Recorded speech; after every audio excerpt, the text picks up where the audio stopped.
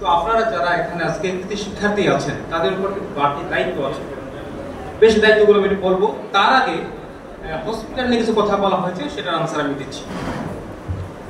আমি যদিও ঈদের ছুটিতে বাড়ি এসেছি, সরকার আমাকে দায়িত্ব দিয়েছে দুইটা জেলা দেখার জন্য, কিশোরগঞ্জ এবং হবিগঞ্জ জেলার এই হসপিটাল দেখার জন্য।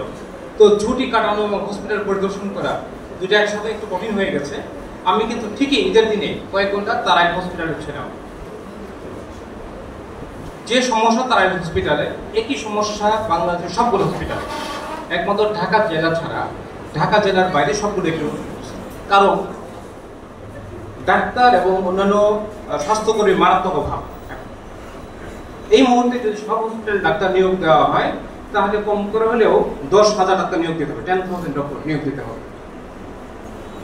এখন আপনারা যদি ডাক্তার চান, আমাকে আপনারা বলেন ওই ডাক্তারকে আনা যাবে, আমি তার পোস্টিং দিয়ে দিতে পারবো। বলতে পারেন যে তারা ওই ডাক্তার আছে বা ওই ডাক্তার কারেন্টে আসতে চান, আপনারা বলেন, বাকি কাজ আমার। এখানে ল্যাব আছে, ল্যাব টেকনিশিয়ান নাই, যারা পরীক্ষা নিরীক্ষা করবে টেকনিশিয়ান নাই। একটা এক্সরে মেশিন যেটা ছিল 1927 সনের, প্রায় 35 বছর হয়ে গেছে, অচল হয়ে গেছে।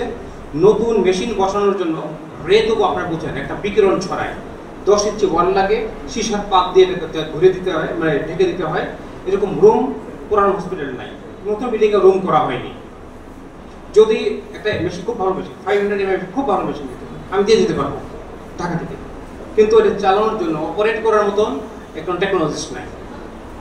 ডাক্তার আছে মোটে 3.5 জন, 60 মানে 3 জন ডাক্তার কর্মরত আছেন, আরেকজন ডাক্তার সপ্তাহে 3 দিন এখানে, আর বাকি 3 দিন কিশোরগঞ্জ কাজ করেন।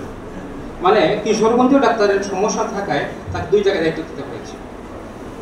তারপরও আমি চেষ্টা করবো খুব শীঘ্রই গিয়ে এই কাজগুলো করার জন্য, কারণ তাদের যারা পোস্টিং দেন, স্বাস্থ্য অধিদপ্তর অথবা বিভাগীয় পরিচালক, সবাই আমার ঘনিষ্ঠ, আমি এই কাজগুলো করে দিতে পারবো।